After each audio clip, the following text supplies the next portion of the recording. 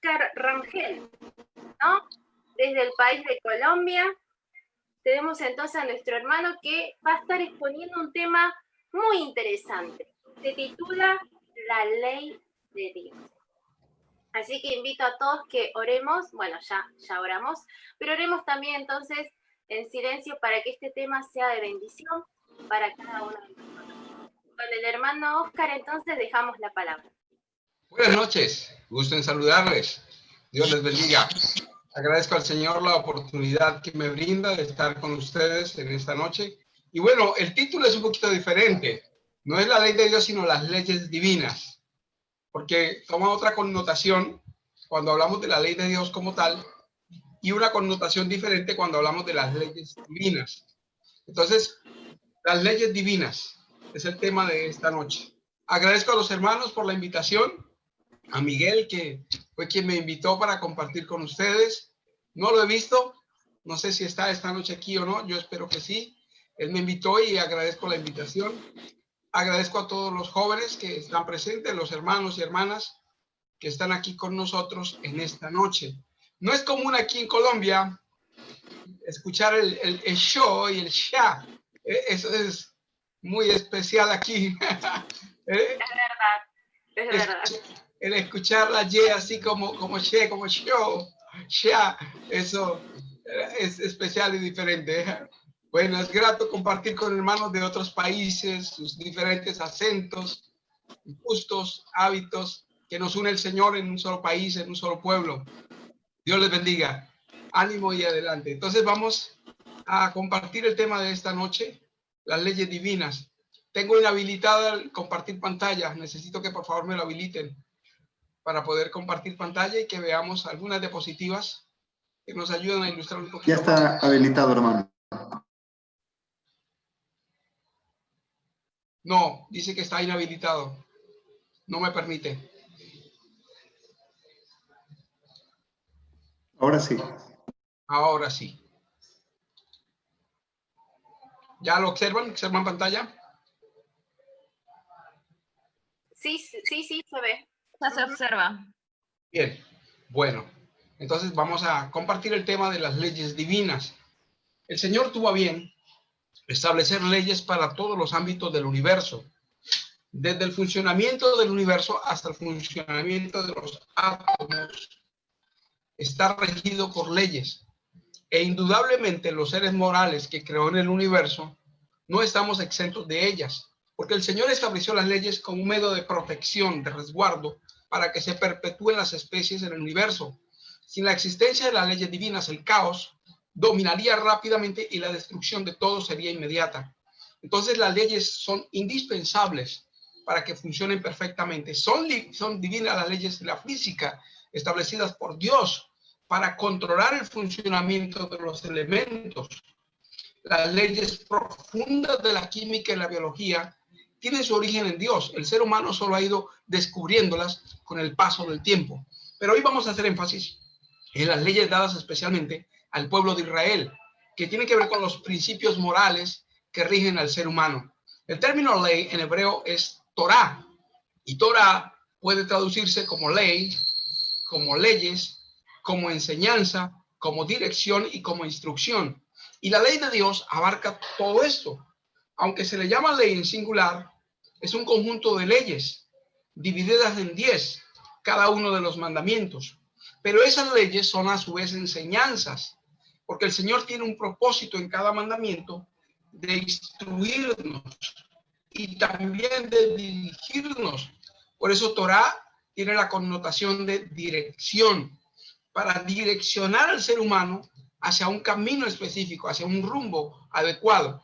E instrucción tiene que ver también con enseñanza, y es el factor educativo de la ley de Dios. Por eso la orden del Señor fue: las enseñarás a tus hijos, al levantarte y al acostarte, estando en casa o por el camino. Porque la ley de Dios es un instrumento de enseñanza poderosísimo, que fija en la mente del ser humano los beneficios de la obediencia y los riesgos de la desobediencia. El término como tal es un sustantivo femenino. Se translitera como Torah y ortográficamente se lee como Torah. La definición como ley, leyes, enseñanza, dirección e instrucción ya ha sido explicada. La palabra hebrea que se traduce como ley es Torah. Cuando se utiliza con un artículo definido, la ley se refiere o a la ley en general o a algún aspecto específico de la ley. El Salvador lo dijo, como dice en la ley. Ahí estaba refiriéndose a un mandamiento específico. Y cuando se habla de la ley como tal, está refiriéndose a la ley en su conjunto, completa. Con frecuencia, también se refiere a todo el cuerpo de la ley que Dios le dio al pueblo de Israel. Entonces, el término ley se le aplica tanto a los 10 mandamientos como a todo el conjunto de leyes dados por el Creador. De esa manera, toman una connotación muy amplia. También tiene el significado más amplio de enseñanzas, especialmente cuando se utiliza sin el artículo definido. Cuando se dice ley, la ley estará en tu boca, significa la enseñanza estará en tu boca. Algunas veces, cuando se usa en un sentido más amplio, la palabra aún parece implicar todo el cuerpo de instrucción revelado, tal como aparece en las escrituras del Antiguo Testamento. Entonces, Torah se le puede llamar a la ley de Dios, los 10 mandamientos. La Torah, los judíos la conocen como el Pentateuco. Génesis, Éxodo, Levítico, Números y Deuteronomio. Pero también puede abarcar toda la escritura. Entonces, por eso el apóstol dice, toda la ley en esto se resume. Es decir, todas las enseñanzas en este principio se resumen. Entonces puede tomar la connotación de los mandamientos, del Pentateuco o de todas las enseñanzas que aparecen en las escrituras arameas y hebreas, lo que hoy conocemos como el Antiguo Testamento. Tiene una ampliación muy grande, pero hay una subdivisión que aparece en Levítico 26:46. El Señor dijo allí a través de Moisés, estos son los estatutos, ordenanzas y leyes que estableció Jehová entre sí y los hijos de Israel en el monte de Sinaí por mano de Moisés. Menciona 3 aspectos: estatutos, ordenanzas y leyes. Nehemías dice lo siguiente: y sobre el monte de Sinaí descendiste y hablaste con ellos desde el cielo y les diste juicios rectos, leyes verdaderas y estatutos y mandamientos buenos, y les ordenaste el día de reposo, santo para ti. Y por mano de Moisés, tu siervo, les prescribiste mandamientos, estatutos y la ley. Entonces aquí menciona juicios rectos, leyes verdaderas, estatutos, mandamientos buenos. Además menciona la ley. Entonces aquí está incluyendo varios factores o varios términos que definen los principios dados al ser humano: juicios rectos, leyes verdaderas, estatutos, mandamientos buenos y la ley. Vamos a ver algunos de estos factores. Los justos juicios de Dios. Juicios rectos. Los juicios rectos son un tipo de reglas de justa administración, de cómo actuar correctamente, cómo encaminarse de manera adecuada, pero especialmente juicios establecidos por el Eterno. Dios mismo ha juzgado y determinado que sus leyes son rectas, que sus principios son los adecuados para seguir en el camino del bien y la verdad. Pero también los juicios son decisiones que impartían los jueces para explicar, ampliar o especificar la aplicación de una ley existente. Entonces eran las determinaciones que hacían los jueces con relación a las leyes existentes, una función que hoy siguen desempeñando los jueces de manera legal, que a veces se desempeñan en la iglesia cuando se decide un caso, o que un padre o una madre tiene que ejecutar en el momento de tomar una decisión legal dentro del hogar, basado en principios o leyes. Entonces el Señor estableció estos juicios para tomar decisiones correctas, para asegurar que los jueces humanos tuvieran pautas significativas y precedentes para tener en cuenta cuando estuvieran ejerciendo sus responsabilidades judiciales. Dios incluyó en las Escrituras ejemplos de cómo juzga Él, para que el ser humano no se equivocara, para que los jueces, para que los jefes, para que aquellos que administraban la justicia en su pueblo no tomaran juicios incorrectos, decisiones inadecuadas. El Señor dio ejemplos de cómo actuar en algunos casos. Los juicios de Dios ilustran cómo deben tomarse decisiones justas, de acuerdo con los principios revelados en sus leyes y estatutos. Él instruye a todos los jueces que son responsables de tomar decisiones no delineadas específicamente en la Torá, casos en que no estaban definidos, en que no aparecían en Éxodo, donde hay muchos de estos juicios del Señor, muchos de estos decretos o derechos dados posteriormente a Moisés. Cuando no había algo definido, ¿qué hacer? Entonces, Ezequiel 44:24 dice, en los casos del pleito, ellos estarán para juzgar, conforme a mis juicios juzgarán, y mis leyes y mis decretos guardarán. Para que tuvieran autoridad, debían guardar las leyes y decretos del Señor. Y esto les daría seguridad en el discernimiento para actuar conforme a los juicios que Dios había ejecutado en el pasado. Les dice además a los jueces, no harás injusticia en el juicio, ni favoreciendo al pobre, ni complaciendo al grande. Con justicia juzgarás a tu prójimo. Hay un factor que las denominaciones que rechazan la ley de Dios, los 10 mandamientos en la actualidad, no entienden y que es importante tener muy claro, es que Israel era iglesia, pero también era Estado. Y había principios que debían regirlo como Estado y principios que debían regirlo como iglesia. Cuando el Señor Jesús viene, hace la separación iglesia-Estado y las decisiones judiciales las deja en manos del Estado. Las decisiones morales las deja en manos de la iglesia. Y esa separación es la que debemos hacer. Cuando entendemos esa separación, vamos comprendiendo cuáles de las leyes de Dios ya no son aplicables en su pueblo y cuáles sí son aplicables. Por ejemplo, cuando una mujer adulteraba, la ley establecía no adulterarás, más nada. Pero los decretos establecidos para Israel como nación indicaban que debía analizarse el caso. Y si se encontraba culpable, debía encontrarse al hombre que había adulterado con ella y ambos debían morir. Pero esto ya no era como iglesia, sino como Estado. Por eso en Juan capítulo 8, cuando la mujer viene y le pide perdón al Señor, sin saberlo, es encontrada a los pies del Salvador, la intención de los que le traían era complicar la situación del Señor Jesús. Le dijeron, en la ley, Moisés dice que las tales deben ser apedreadas. ¿Tú qué dices? Si él dice, mátenla, iba contra los romanos, porque en ese momento la jurisdicción legal estaba controlada por Roma. Y si decían, exonérela, porque Roma no nos permite matarla, lo culparían de violar la ley de Moisés. Por lo tanto, lo único que hizo fue anotar los pecados de ellos, que eran iguales que los de ella, para indicarles que la sentencia que querían sobre ella la merecían ellos también, pero que ellos no estaban autorizados para aplicarla por estar bajo el yugo de Roma en ese momento. Pero lo que hace el Salvador ahí es trascendental, porque lo que hace el Señor Jesús en cada uno de sus actos es importante por el caso mismo y por lo que representa. Y lo que representa en una magnitud más amplia no es solo que él perdona al pecador, sino que ahí en ese momento elimina la pena de muerte en la iglesia y le quita esa potestad a la iglesia y se la deja al Estado.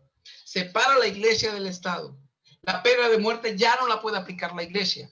A partir de ese momento, si una persona comete adulterio en la iglesia, no puede ser asesinada, no se le mata, se excluye de su feligresía, pero no se le mata.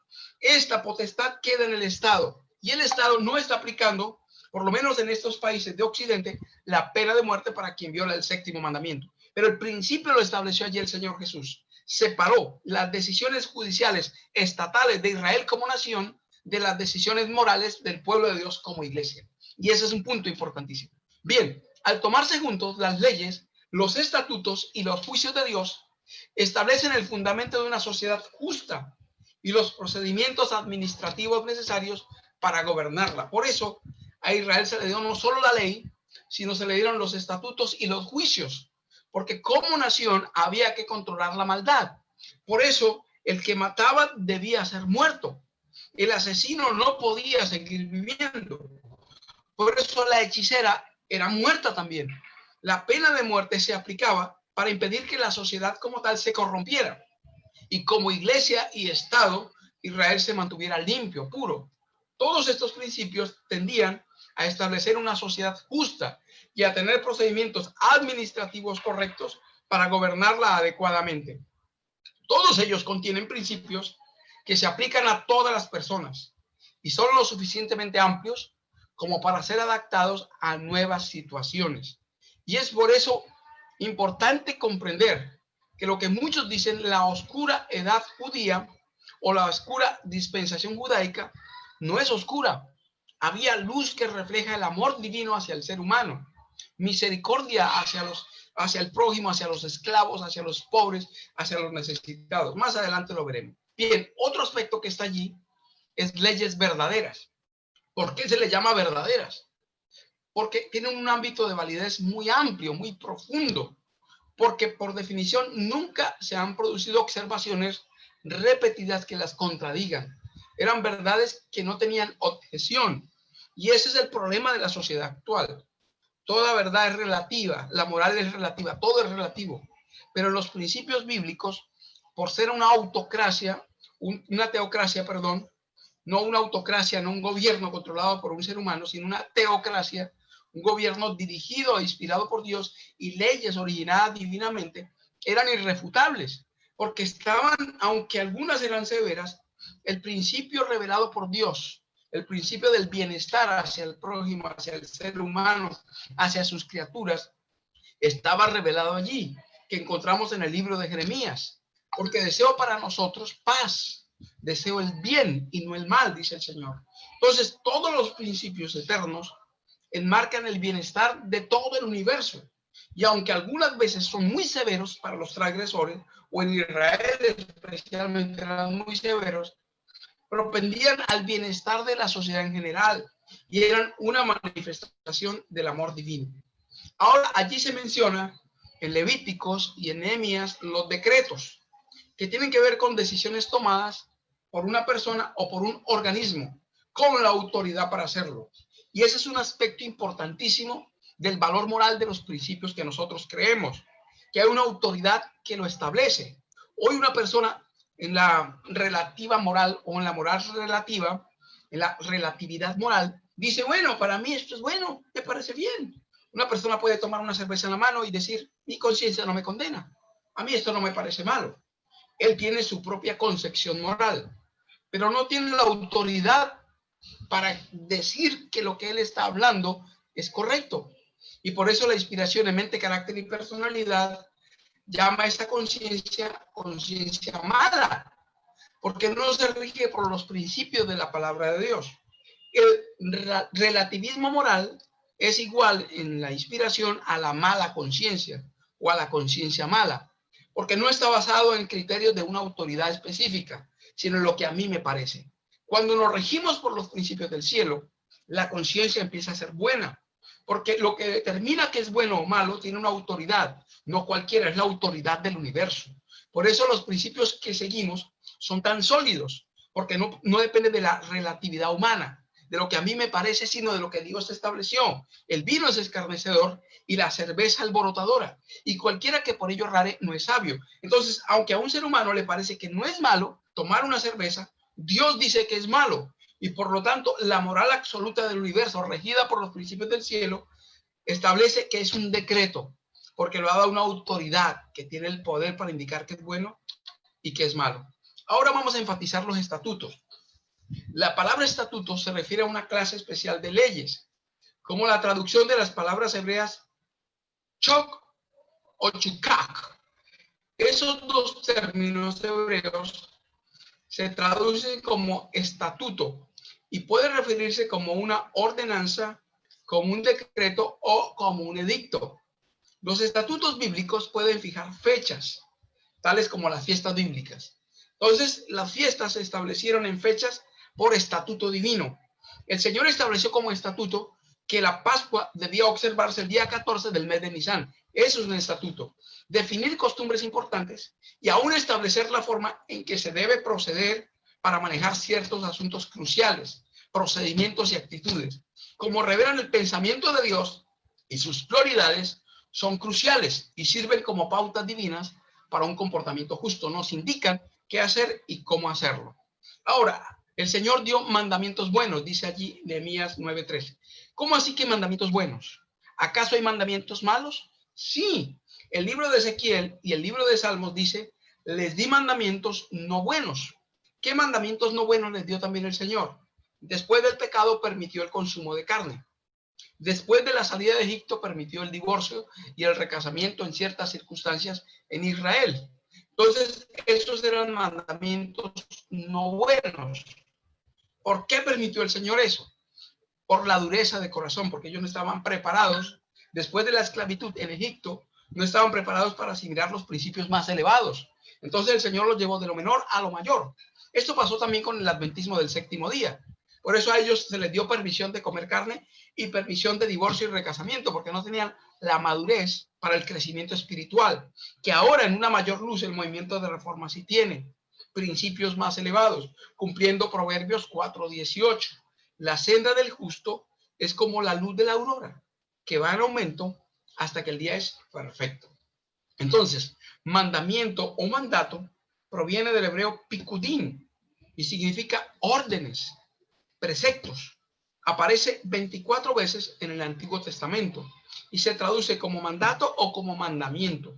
Son órdenes y preceptos específicos dados por el Señor, que al cumplirlos, como son buenos, producen bienestar. ¿Por qué se le llaman buenos?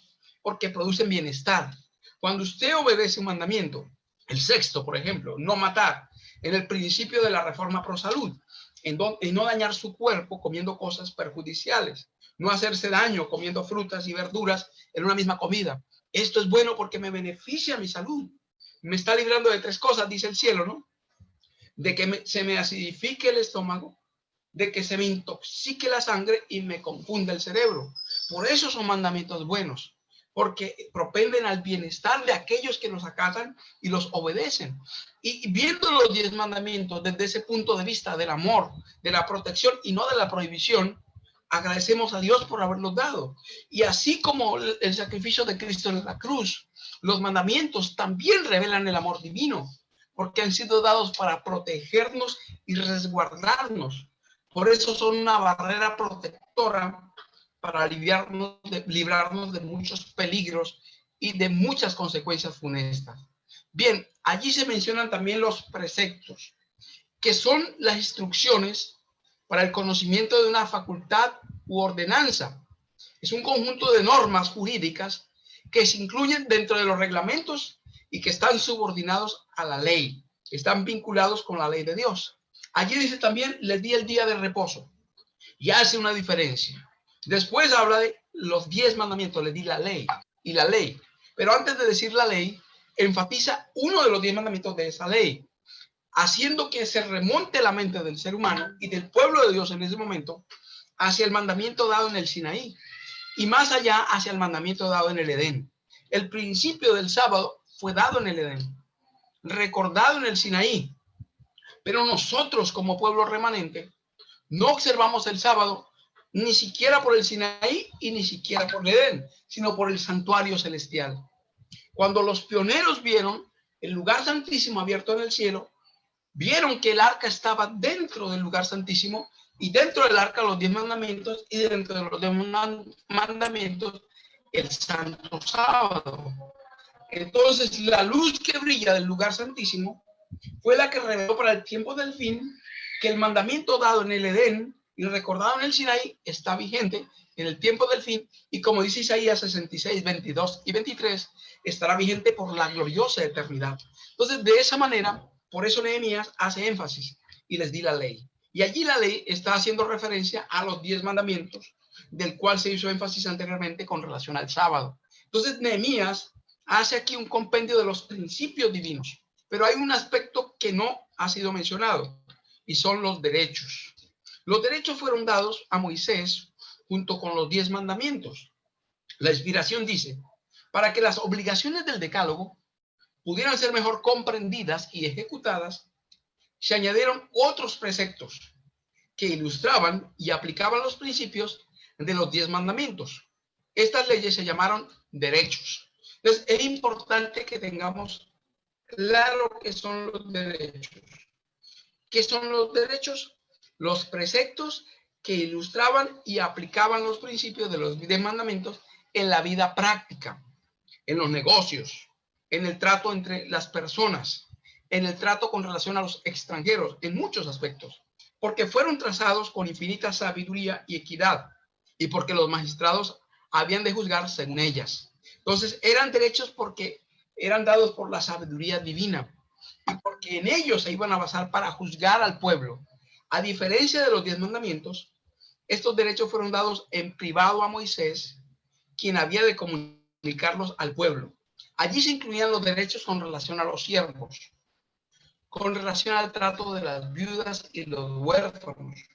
En Israel, los derechos fueron dados para proteger a estas clases desfavorecidas y tenían un campo especial, las viudas y los huérfanos, para su protección, para su amparo. Y esto estaba incluido dentro de los principios de los 6 mandamientos relacionados con el prójimo. El principio del amor al prójimo incluía un trato especial para los pobres, la prohibición de cobrar usura para aquellos que eran miembros del mismo pueblo. Era un principio fundamental para ayudar al pobre y al necesitado. Se enseñó también el respeto a los jueces, que está implicado en el 5º mandamiento, y también a los jefes. A ellos, a los jueces, se les prohibió pervertir el derecho, ayudar a una causa falsa o aceptar sobornos. También se prohibió la calumnia y la difamación, y se ordenó obrar con bondad, aún hasta para con los enemigos personales.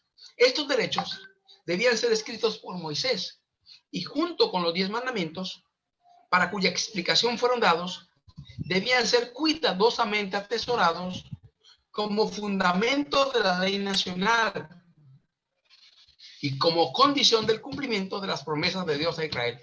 Aquí resalto este aspecto.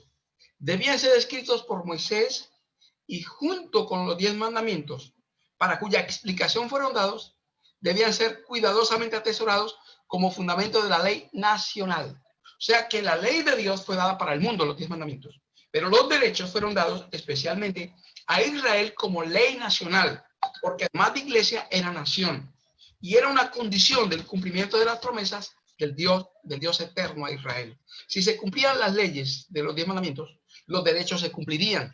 En consecuencia, de manera correcta, se viviría y las promesas de Dios se cumplirían al pueblo de Israel. La 379 de Patriarcas dice: a Moisés se le dijo que escribiera, como Dios se lo había mandado, derechos y leyes que contenían instrucciones minuciosas respecto a lo que el Señor requería.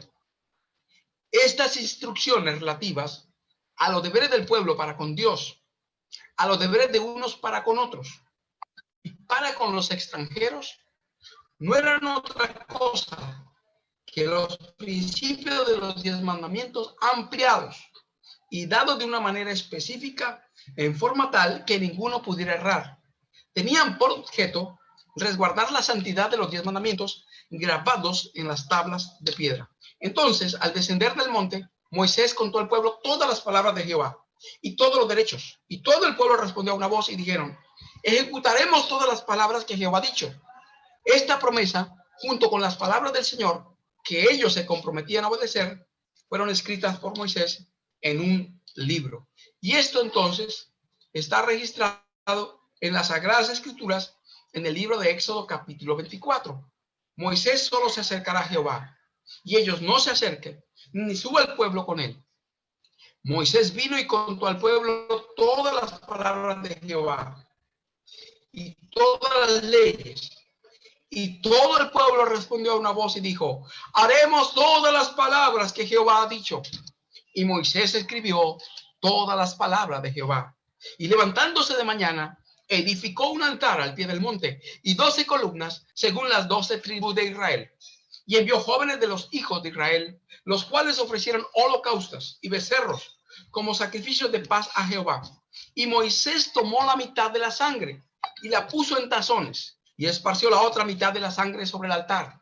Y tomó el libro del pacto y lo oyó a oídos del pueblo, el cual dijo: haremos todas las cosas que Jehová ha dicho y obedeceremos. Entonces Moisés tomó la sangre y roció sobre el pueblo y dijo: he aquí la sangre del pacto que Jehová ha hecho con vosotros sobre todas estas cosas. Hablando de ello, Pablo en Hebreos 9 dice: de donde ni aún el primer pacto fue instituido sin sangre. Noten bien que este pacto, llamado el primer pacto, fue exclusivamente con Israel como nación. Y además de que hablaba de los 10 mandamientos, incluía el libro. donde estaban los estatutos y derechos para Israel como pueblo escogido por Dios. Y este pacto fue sellado con sangre, porque habiendo anunciado Moisés todos los mandamientos de la ley a todo el pueblo, tomó la sangre de los becerros y de los machos cabríos con agua, lana escarlata e hisopo, y roció el mismo libro y también a todo el pueblo, diciendo: esta es la sangre del pacto que Dios os ha mandado. Cuando vemos este vínculo de Éxodo 24 con Hebreos 9, entendemos entonces que el primer pacto era para Israel como nación. Fue sellado con sangre de animales y abarcaba la obediencia a los derechos que regían el cumplimiento de los principios de los 10 mandamientos como pueblo, y que también incluía los 10 mandamientos de la ley de Dios que aparecían en tablas de piedra. Para nosotros se nos quitó lo del libro, porque ya no somos judíos como nación, ya no estamos regidos por los principios nacionales de Israel. Hay leyes de esas leyes que deben ser cumplidas. Había leyes vinculadas específicamente con los principios de salud, que hoy deben ser obedecidos. Por ejemplo, Hechos capítulo 10, en lugar de ser la eliminación de las leyes sanitarias, es la confirmación de las leyes sanitarias. Cuando allí Pedro recibe 3 veces la orden, mata y come, 3 veces dice no, porque ninguna cosa común o inmunda he comido jamás. Después de la muerte y resurrección del Señor Jesús, los principios sanitarios seguían siendo obedecidos por los discípulos. Pedro seguía cumpliendo Levítico 11 y Deuteronomio 14. No comía cerdo, no comía conejo, no comía camello, porque se lo prohibían los principios sanitarios establecidos para Israel. Pero en este caso, los principios sanitarios no eran solo para Israel. Hoy científicamente se comprueba los peligros de tocar un cerdo, cómo nos puede contagiar de un sinnúmero de parásitos, cómo se puede adquirir a través del cerdo la H1N1 o gripe porcina. Entonces, un principio sanitario no es abolido nunca. Los principios sanitarios no fueron abolidos. La mujer en su periodo menstrual no podía acercarse al templo porque no había métodos de controlar esto. Aunque había las ropas inmundas que menciona Isaías, no había la tecnología que se utiliza en la actualidad. Pero es prudencial que una dama en este proceso, por su cambio hormonal, por diversos factores, se abstenga de dirigir actividades eclesiásticas, porque es un principio sanitario, es un principio de salud, de bienestar. Lo que hoy se llama la dieta, los 40 días, que observa una dama después de que ha dado a luz, era un principio sanitario en Israel. Y la gente que dice que las leyes de Dios fueron todas abolidas, no entiende que está cumpliendo esa ley sin saberlo. Guardando la dieta de 40 días, está cumpliendo la ley dada a Israel, porque esa ley fue dada al pueblo hebreo. Entonces, hubo leyes que fueron para Israel como nación. Por ejemplo, la circuncisión. Era la indicación de que una persona se convertía en judío y por lo tanto era necesario circuncidarlo. Niño, joven, adulto o anciano, a cualquier edad que quisiera convertirse en judío, debía ser circuncidado. Esto era para pertenecer a una nación. Entonces, las organizaciones religiosas que hoy siguen estableciendo la circuncisión como rito, los judaizantes en ese sentido, ignoran que eso era para pertenecer a una nación que hoy ya no existe. Israel como tal, como pueblo de Dios, ya no existe. Hoy existe una nación llamada Israel, sí, y está allá donde estuvo el Israel antiguo, pero no es el pueblo de Dios hoy. Y por lo tanto, no hay que circuncidarse para pertenecer a ese pueblo. El Salvador estableció un método diferente, ya no para unirse a una nación carnalmente, genealógicamente, sino para unirse a la nación espiritual de Dios. Fue el método del bautismo. No aplicado al nacer a los 8 días, porque ahora este requiere una convicción, una comprensión cabal de lo que se está aceptando, un reconocimiento público del Señor Jesús como Salvador personal para ahora ser parte del pueblo de Dios. Y las leyes ceremoniales, indudablemente, ritos y ceremonias, culminaron con el Salvador porque todas representaban el sacrificio del Cordero de Dios. Entonces los que siguen practicando ritos, sacrificando corderitos y animales y celebrando la Pascua el 14 de Nisan, están ignorando por completo el sacrificio del Salvador. Ignoran Antiguo y Nuevo Testamento. Isaías 53 dice, como cordero fue llevado al matadero. Y el Nuevo Testamento, Juan 1:29, Juan el Bautista dice, he aquí el Cordero de Dios que quita el pecado del mundo. Quien sacrifica hoy corderos, elimina Isaías 53 y elimina Juan 1. No los cree, no los aplica, no los practica. Ignora 1 Corintios 5:7, donde Pablo dice, Cristo, nuestra Pascua, fue sacrificada por nosotros. Entonces, debemos comprender la diferencia entre todas estas leyes.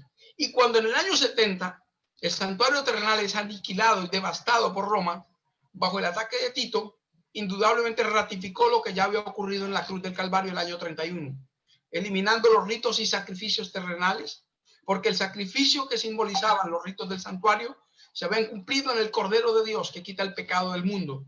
El símbolo se había encontrado con la realidad, y la sangre de los corderos, que nunca sirvió para nada, ahora indicaba para qué había sido presentada, solo para prefigurar la sangre inmaculada y perfecta del Cordero de Dios que quita el pecado del mundo. Dios nos ayude para entender cada día más y mejor los caminos del Señor. Quise no hacer una comparación entre la ley moral y ceremonial que habitualmente se hace en un estudio de este tipo, sino entender los diversos tipos de leyes que había en Israel para comprender cuáles ya no se aplican y cuáles, como los 10 mandamientos de la ley de Dios, los principios morales, que no son solo para una raza mortal, terrena, no, son para el universo. Los 10 mandamientos que deben ser acatados y reconocidos por todo verdadero cristiano. Dios trazó el plan de salvación para dar el poder al hombre de volver a la obediencia a esos santos mandamientos. En el principio el ser humano podía obedecer, pero que por su naturaleza pecaminosa, por haber desobedecido, perdió ese poder, pero que ahora en Cristo, en el evangelio de la obediencia, podemos volver a obedecer a esos principios por la gracia del Señor en nosotros y con nosotros. Dios les bendiga. Amén. Muchas gracias, hermano Oscar. ¿A cuántos más les gustó la presentación del hermano? Quiero ver sus manitas, interacciones, sus pulgares arriba. Excelente. Yo también lo disfruté muchísimo. Muchas gracias, hermano. Antes que nada, les quiero hacer recordar que los que tienen dudas pueden dejarlas ahora en el chat. Así que, mientras tanto, me gustaría saludar a todas las personas que están en Facebook y que nos están viendo. Si el ministerio de muerte en la letra grabado en piedras fue con gloria, tanto que los hijos de Israel no pudiesen poner los ojos en la faz de Moisés a causa de la gloria de su rostro, la cual había de perecer, según este texto, 2 Corintios 3:7, llama a los 10 mandamientos ministerio de muerte. ¿Cómo debemos entenderlo? No. Los 10 mandamientos no son llamados ahí ministerio de muerte. Dice, si el ministerio de muerte en la letra grabado en piedra. Está hablando del ministerio. ¿Cuál ministerio? El ministerio judío. Porque el ministerio judío no podía salvar a nadie. Su base eran los mandamientos en piedra. El ministerio que puede salvar es el ministerio de Cristo, el de Melquisedec. El ministerio de Aarón era solo un símbolo del ministerio de Cristo. Hebreos 8, Hebreos 9 nos habla de que el sacerdocio adecuado, correcto, es el de Melquisedec. Melquisedec, que significa rey de justicia. Rey de Salem, dice allí, rey de paz, o sea, el Señor Jesús. Solo Él tiene el ministerio de vida, porque los mandamientos condenan. Los mandamientos señalan que el que roba debe morir. La ley exige la muerte del transgresor. Cuando una persona dice una mentira, lo único que puede cubrir esa mentira es su sangre. Debe morir, derramar su sangre, porque la ley exige que muera. Por eso el Redentor vino, ocupó como cordero nuestro lugar, y cuando confesamos nuestros pecados, por transferencia nuestro pecado pasa a esa víctima inocente, el Señor Jesús. Y la sangre que Él derramó satisface la muerte que la ley exige de mí por haber mentido. Entonces, por eso se le llama allí el ministerio de muerte. Pero ahora el ministerio de Cristo no cambia la ley. Lo que el mundo evangélico, el mundo pentecostal, los que atacan la ley de Dios no entienden, es que la ley no fue cambiada. La ley hoy no la vemos en tabla de piedra. Está oculta. En el santuario celestial está oculta de nuestros ojos. Allá está. Hebreos 9 y Apocalipsis 11, 19 dicen que en el santuario celestial están los 10 mandamientos, pero no los vemos. Y Jeremías escondió las tablas dentro del arca cuando Nabucodonosor iba a atacar Jerusalén. Tampoco lo vemos. Vemos ahora su transcripción en las Biblias, en Éxodo 20, en Deuteronomio 5. Pero esa ley no fue cambiada. Ahora, en el nuevo pacto, Hebreos 8, Hebreos 10, dice que se escribe en la mente del ser humano.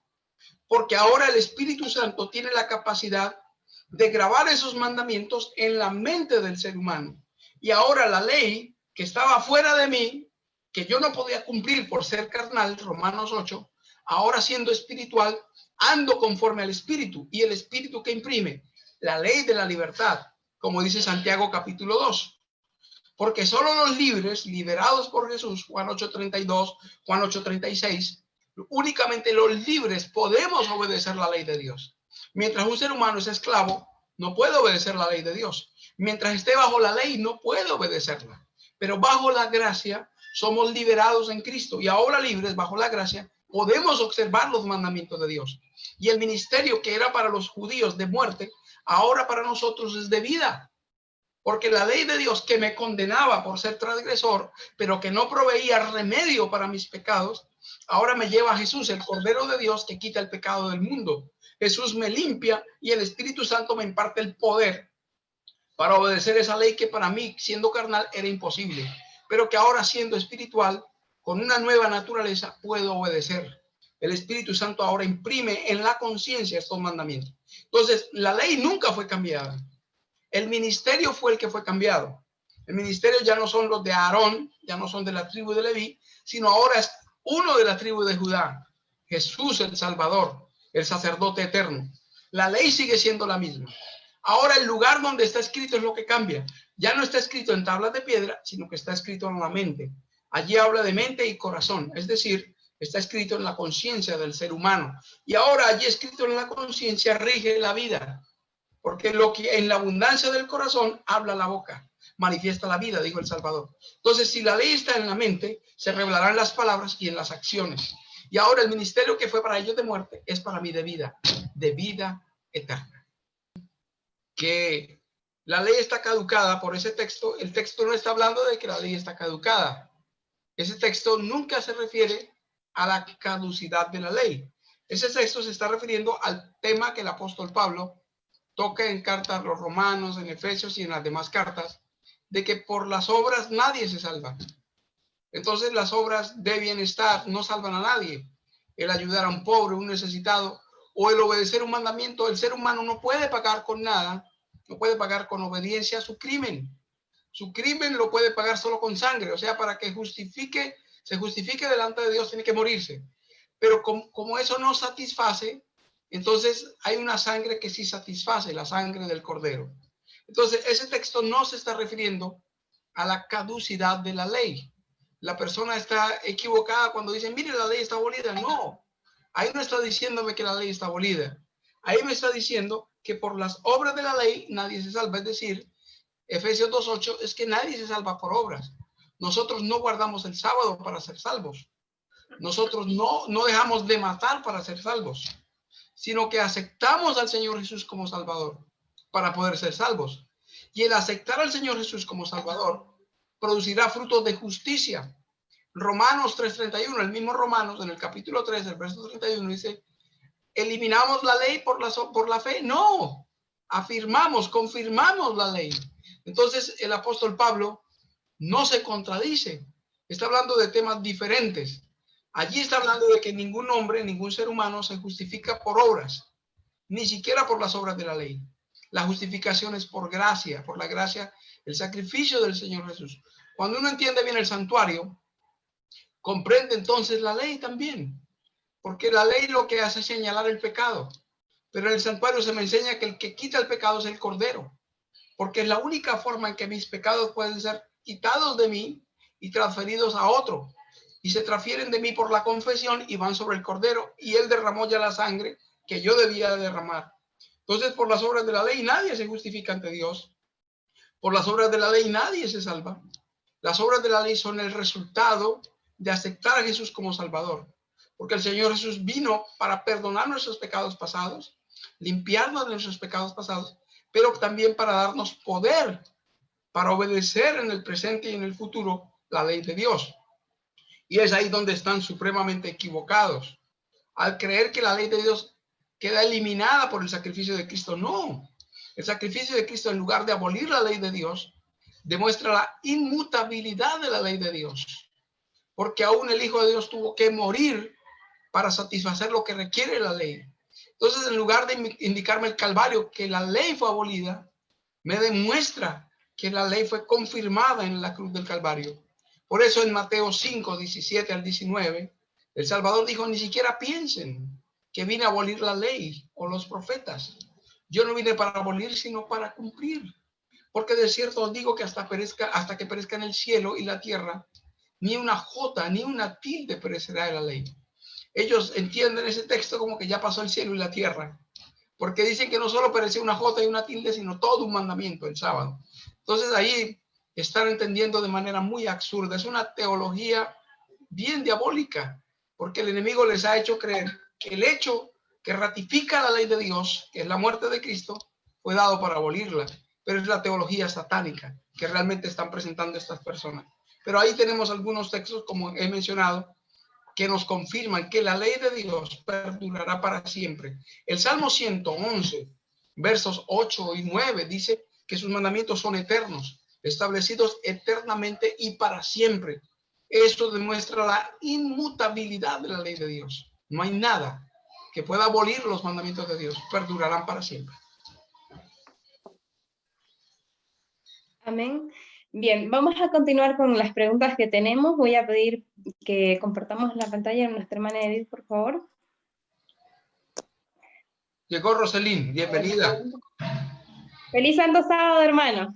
Igualmente, Dios te bendiga. Gracias, igualmente bendiciones para usted. ¿Hay más preguntas, Roselín? Sí, tenemos 3 preguntas. Nuestra hermana Edith, por favor, si lo puede compartir en pantalla. Las preguntas que tenemos. Un momentito, por favor.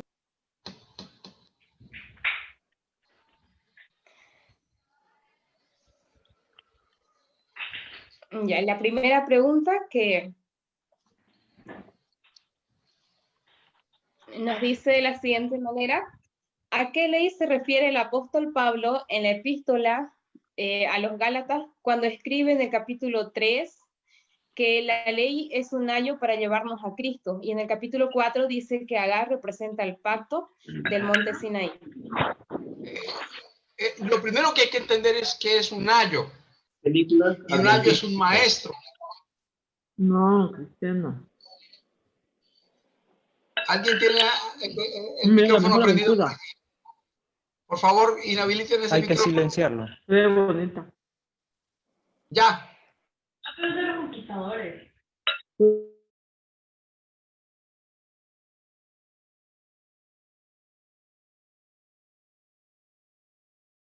Silenciaron al hermano también.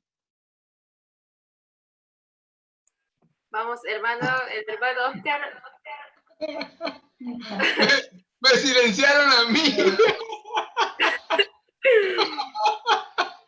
Ay, permíteme que me pase. Pero me causó gracia. Bueno, está bien. Bien. Entonces, ¿qué es ayo? Ayo es maestro o guía o tutor que conduce, que dirige.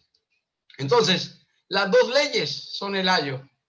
La ley ceremonial o ritual, porque conducía a comprender el sacrificio del Señor Jesús.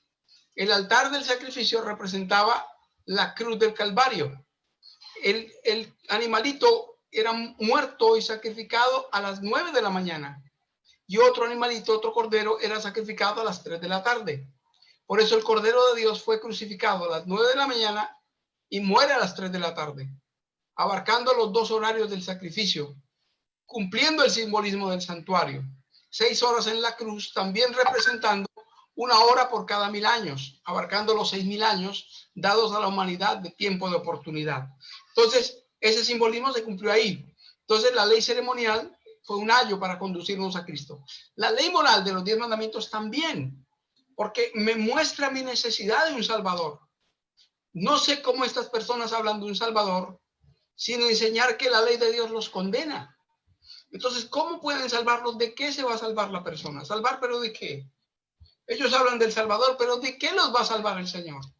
A mí, conociendo la verdad bíblica, entiendo que me salva de la muerte eterna.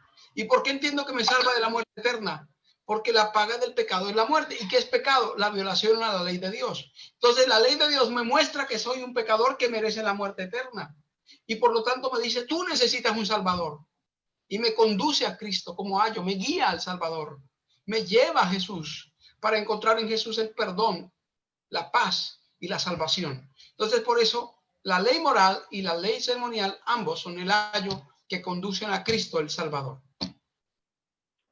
Amén. Gracias por la respuesta. Bien, vamos a pasar ahora a nuestra pregunta número 2, que dice, ¿qué similitud tiene el mandato bíblico del bautismo y la ley de la circuncisión del antiguo pacto? Y si es lo mismo, ¿por qué fue reemplazado por el bautismo y por qué ya no se practica la ley de la circuncisión?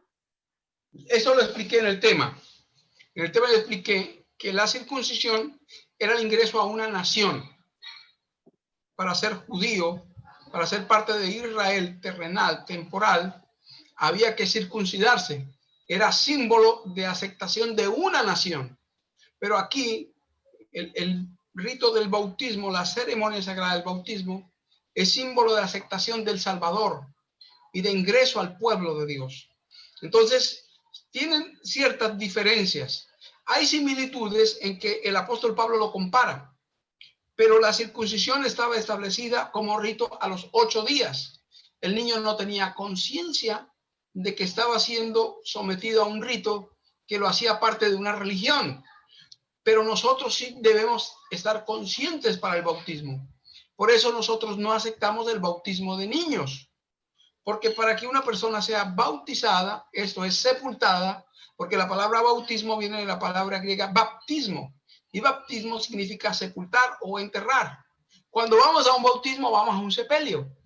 Las personas que son bautizadas son sepultadas, es un entierro, un sepelio, pero son sepultadas en el agua y se levantan resucitadas a una nueva vida. Símbolo de la muerte, sepultura y resurrección del Señor Jesús. Y ahí el simbolismo del bautismo por inmersión. Por eso el apóstol Pablo dice que hay un bautismo, es decir, una sola forma de bautizar que Dios aprueba. No significa que la persona tiene que bautizarse una sola vez en la vida.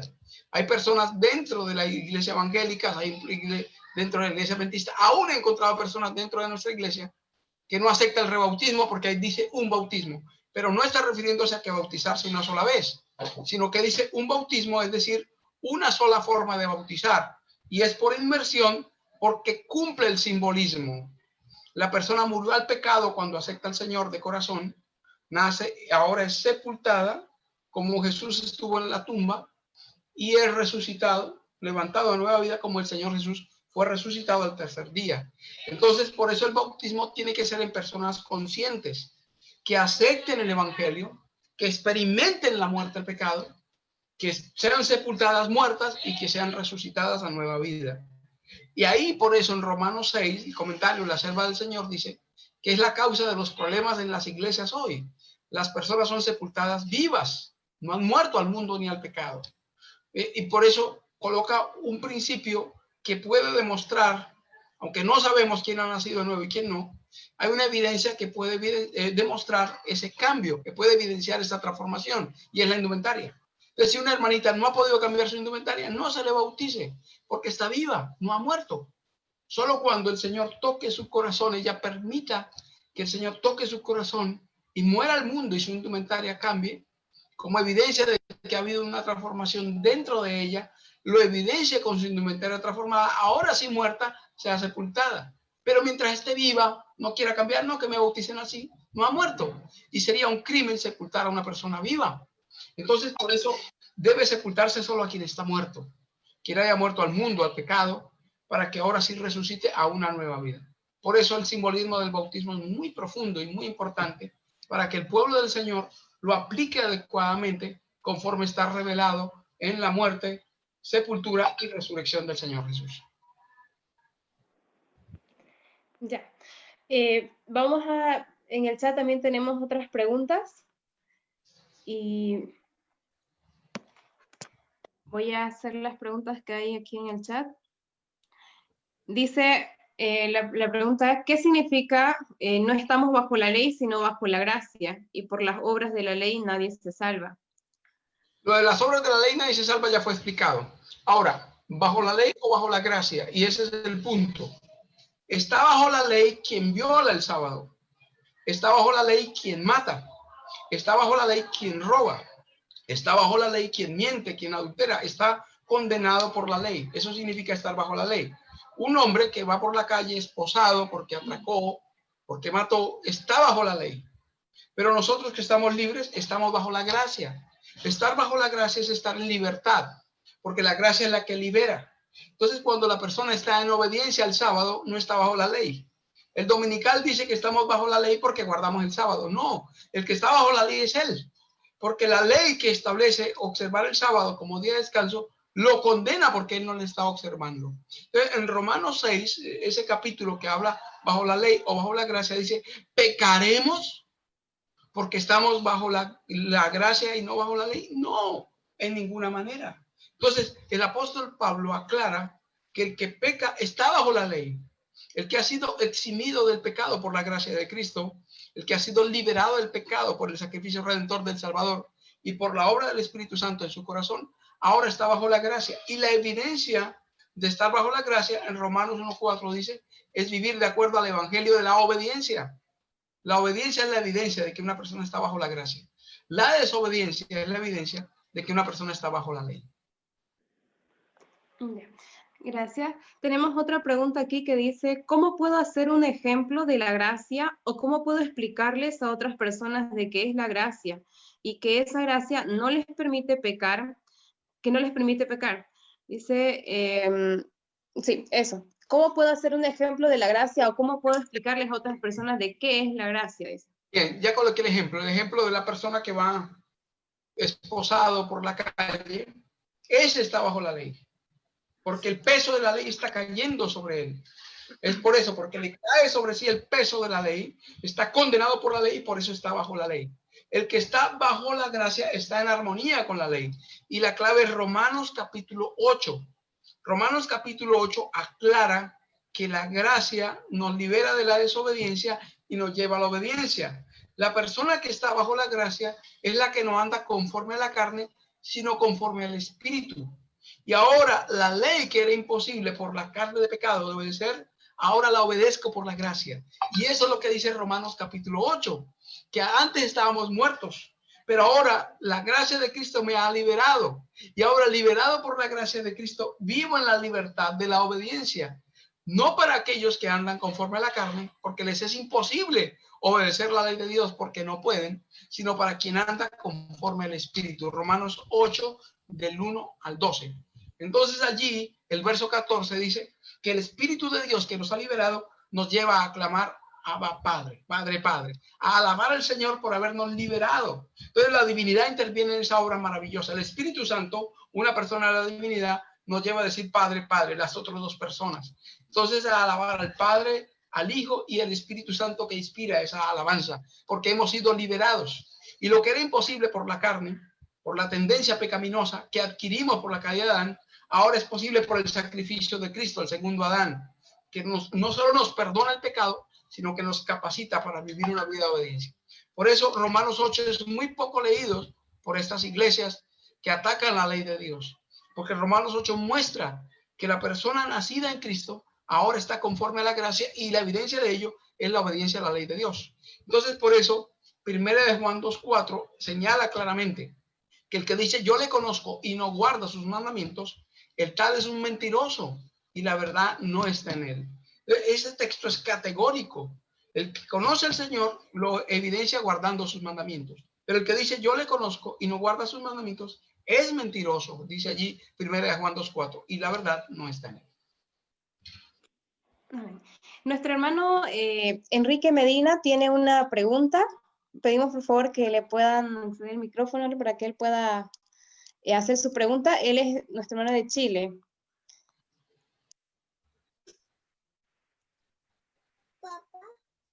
¿Qué? Hola. Hola. Hermano Enrique. Sí, buenas noches, hermano Oscar. Muy contento de poder verle y escuchar su exposición. ¿Cómo te llamas, Enrique? ¿Qué? Enrique Medina. Hermano Enrique, bueno, muy buenas noches. Sí. Feliz sábado. Dios le bendiga. Ahí estamos, hermano. Ahí estamos, hermano. Es acerca, hay un texto en la Biblia, mandé la cita por el chat, que decía que cambiado el sacerdocio, es necesario también cambiar la ley. Es un texto muy utilizado en el ambiente dominical. ¿Cómo responder a este texto? Cambiado el sacerdocio, es necesario cambiar la ley del sacerdocio. Porque el apóstol ahí está hablando de la ley del sacerdocio y aplica que ya la ley del sacerdocio incluía tribu de Leví, casa de Aarón. Él entra a explicar el sacerdocio de Melquisedec. Ahora hay un cambio, ya no es la ley levítica que establecía el sacerdocio que tenía que ser levita de la casa de Aarón, ya no. Ahora es de la casa de Judá el sacerdocio de Melquisedec. Porque en el capítulo 8 y en el capítulo 10 dice, escribiré la ley en sus corazones y en su mente la grabaré, tomando el pasaje de Jeremías y de Ezequiel. Entonces, esa misma ley que estaba escrita en tablas de piedra, ahora queda escrita en la conciencia. Pero la ley que fue cambiada es la ley del sacerdocio, no la de los 10 mandamientos. Entonces, estas iglesias dominicales toman como si fuera la ley de los 10 mandamientos. No, esa ley es inmutable. Como mencionamos Salmo 111, como mencionamos Mateo 5, 17 al 19, la ley nunca cambiará. Es inmutable, es eterna, perdura para siempre. Por eso fue grabada en tablas de piedra, como lo dice Job 19, 23 al 25. Ojalá mis palabras fueran escritas en piedra, esculpidas para siempre. Es un simbolismo. ¿Por qué fue escrita en piedra? Simbolizando la perpetuidad, la eternidad de la ley de Dios. Pero la ley del sacerdocio sí era temporal, porque tenía que ver con seres humanos temporales, hombres que perecían. Como el ser humano es temporal, la ley era temporal, la del sacerdocio. Regía mientras estuviera vivo el sacerdote. Una vez muerto, había que cambiar de sacerdote. Pero esta ley rige un sacerdocio eterno, el sacerdocio de Cristo, eterno. Por eso Hebreos 7, versículo 1 al 5 dice, sin principio de días y sin fin de existencia, que vive desde siempre y para siempre. Entonces está hablando de la ley del sacerdocio, mi hermano Enrique. ¿Aló? ¿Hola? Hola. Hermano Enrique, ¿está allí? Pero sigamos. Bueno, parece que el hermano perdió el audio. Adelante, ¿quién continúa? Elizabeth o Rosalía. Tenemos otra pregunta en el chat, que es de nuestro hermano Job de Bolivia. Una preguntita, por favor. Roselín. ¿Sí? No sé hasta qué hora vamos. ¿Perdón? No sé hasta qué hora vamos. Tenemos que Es la última pregunta que tenemos. Sí, pero quisiera saber hasta qué hora vamos. No hay problema por las preguntas, pero quiero saber hasta dónde es el límite. ¿Media hora más?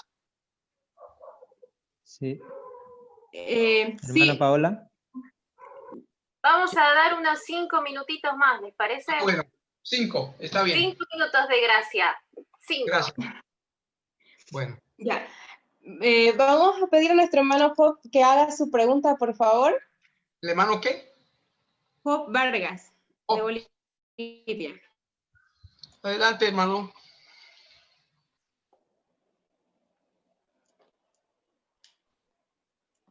Ahora sí. ¿Cómo están? Muy buenas noches. Excelente exposición, pastor. Verdaderamente es uno de los mejores. Aquí tengo una preguntita. Sabemos que si leemos desde Génesis hasta Deuteronomio, ¿cuáles leyes han permanecido vigentes? Sabemos que los 10 mandamientos son lo único que permanece porque está dentro del arca y son el carácter de Dios. Y que las leyes mosaicas han sido completamente abolidas.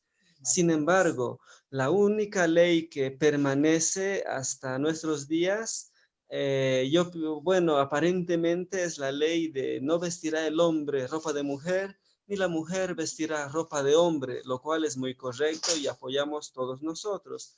Sin embargo, ¿por qué esa ley fue la única que pervivió o persistió?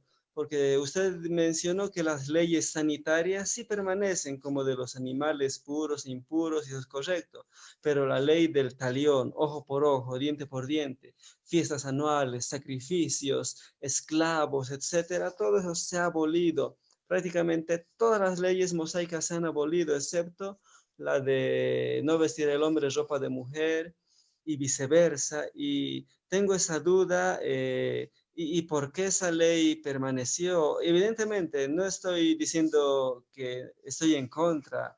Esa ley es muy buena. Sin embargo, tenía esa consultita nomás a manera de curiosidad y un gusto conocerlo, Pastor Oscar, y lo esperamos nuevamente en Bolivia. Gracias. Gracias, hermanito. Hermano Job, no solo esos principios se mantienen, hay otros que se mantienen. Como mencionamos, los sanitarios se mantienen, porque son principios de salud que perduran para siempre. Los judíos han sido estudiados por muchos investigadores y científicos sobre los beneficios cardiovasculares que ha tenido para ellos el no consumir sangre, el no consumir grasa, porque la ley sanitaria les prohibía consumir la sangre del animal y consumir su grasa, y el no tocar y no consumir animales inmundos. Son uno de los pueblos más sanos a nivel cardiovascular. Sus bajos niveles de colesterol, triglicéridos, pocos derrames, pocos accidentes cerebrovasculares, están vinculados con la obediencia a esos principios de salud que están en la ley incluida para Israel. Ahora, los principios morales no han sido cambiados tampoco. Y un principio moral incluye no casarse entre hermanos. La Biblia en ninguna otra parte lo menciona, y eso está en la Torá, en el Pentateuco. Fue dada por medio de Moisés.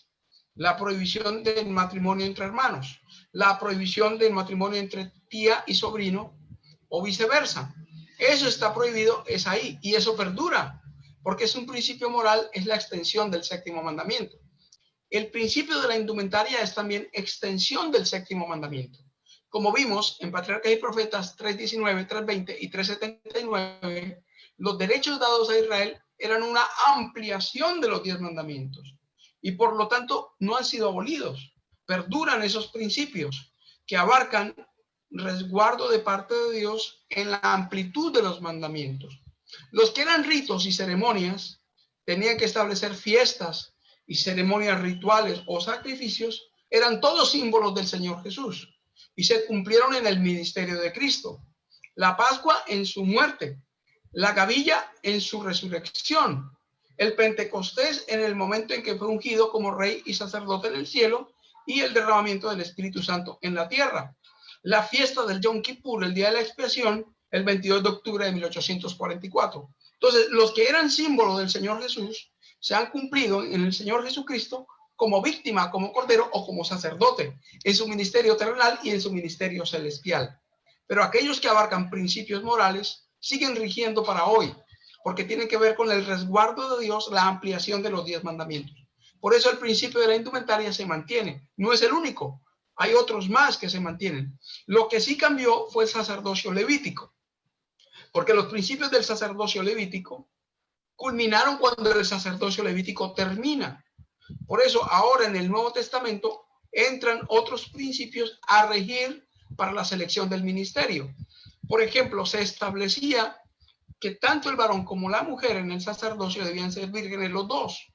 Ahora encontramos en los discípulos un apóstol que evidentemente no era virgen, Mateo, que era un publicano que vivía con rameras. Ya este hombre no cumple ese principio para el sacerdocio levítico, pero vemos que es uno de los 12 apóstoles, cuyo nombre estará en uno de los 12 fundamentos de la Nueva Jerusalén, porque ahora el principio se investiga a partir del momento de su conversión, no de antes de su conversión, como el sacerdocio levítico lo establecía. Se revisaba la vida del candidato al sacerdocio de toda la vida. Ahora en el ministerio evangélico se revisa la vida del candidato después de su conversión. Entonces, pero eso está evidenciado en la Biblia. Lo que no está evidenciado en la Escritura no lo podemos decir. Y lo que la Biblia dice que perdura, perdurará para siempre. Pero los ritos, sacrificios y ceremonias y las sentencias legales que se aplicaban como nación sí fueron abolidos. Entonces hay que seguir leyendo la Escritura para ver qué principios están en vigencia y cuáles fueron abolidos.